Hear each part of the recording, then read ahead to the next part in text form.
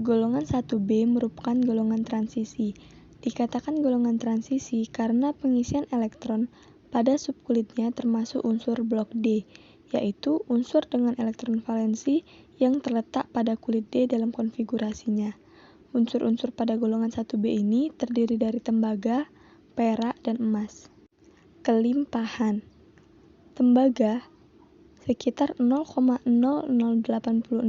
di kerak bumi dan terdapat dalam senyawa cuprit, malasit, azurit, kalkopirit, dan bornit. Perak sekitar 7,9 dikali 10⁻⁶ di kerak bumi dan terdapat dalam senyawa argentit dan horn silver. Dan emas sekitar 3,1 kali 10⁻⁷ di dalam kerak bumi dan terdapat dalam nugget emas atau serbuk di dalam bebatuan. Sifat fisik. Nomor atom dari tembaga ke emas cenderung semakin besar dan konfigurasi elektron dari tembaga ke emas menempati subkulit D. Artinya, itu dikatakan golongan transisi atau golongan B dan elektron valensinya adalah 1. Oleh karena itu masuk ke golongan 1B. Massa atom dari tembaga ke emas cenderung makin besar yang menyebabkan inti atom bertambah besar. Dan jari-jari atom dari tembaga ke emas cenderung bertambah besar dikarenakan nomor atom yang semakin besar sehingga jumlah kulit bertambah banyak dan menyebabkan jarak dari inti ke kulit terluar semakin jauh. Energi ionisasi dari tembaga ke emas cenderung semakin kecil karena gaya tarik-menarik yang semakin lemah dan semakin jauh jarak dari inti menyebabkan elektron semakin mudah untuk melepas. Elektronegativitas dari tembaga ke emas cenderung bertambah besar. Titik didih dan titik leleh cenderung bertambah besar karena biasanya unsur non-logam dan berbentuk padatan cenderung memiliki titik didih dan leleh yang tinggi dan dipengaruhi oleh gaya London. Bentuk kristal dari tembaga, perak, dan emas adalah face central kubik atau berpusat pada muka. Biloks tembaga adalah +1 dan +2. Biloks perak adalah +1 dan biloks emas adalah +1 dan +3. Biloks lebih dari 1 disebabkan mudahnya melepaskan elektron valensi atau elektron terluar. Oleh karena itu, cenderung memiliki energi ionisasi lebih kecil dibandingkan unsur utama. Walaupun memiliki beberapa biloks, keteraturannya dapat dikenali.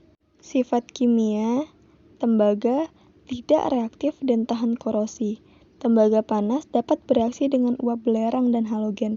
Reaksi dengan belerang akan menghasilkan tembaga 1 sulfida dan tembaga 2 sulfida, sedangkan reaksi dengan halogen akan menghasilkan tembaga 1 klorida.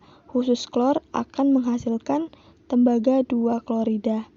Dan lapisan tembaga merupakan lapisan dasar, sehingga perlu dilapisi lagi dengan nikel atau krom. Perak sangat tidak reaktif dan merupakan logam mulia, dan perak dapat bereaksi dengan halogen, belerang, asam, dan alkali sianida. Emas mudah larut dalam KCN, NaCN, dan air raksa, dan emas banyak berikatan dengan mineral besi atau stabil pada penyangga besi.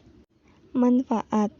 Tembaga dimanfaatkan sebagai kabel jaringan listrik karena sifatnya yang menghantarkan listrik, lalu dimanfaatkan sebagai bahan dalam pembuatan uang logam dan sebagai bahan pembuatan perhiasan dan alat rumah tangga. Perak dimanfaatkan sebagai bahan pembuatan perhiasan, sebagai campuran logam, dan sebagai penangkal infeksi bakterial. Emas dimanfaatkan sebagai bahan pembuatan perhiasan dan sebagai bahan pembuatan gigi palsu. Cara memperoleh. Tembaga dapat diperoleh dengan cara ekstraksi.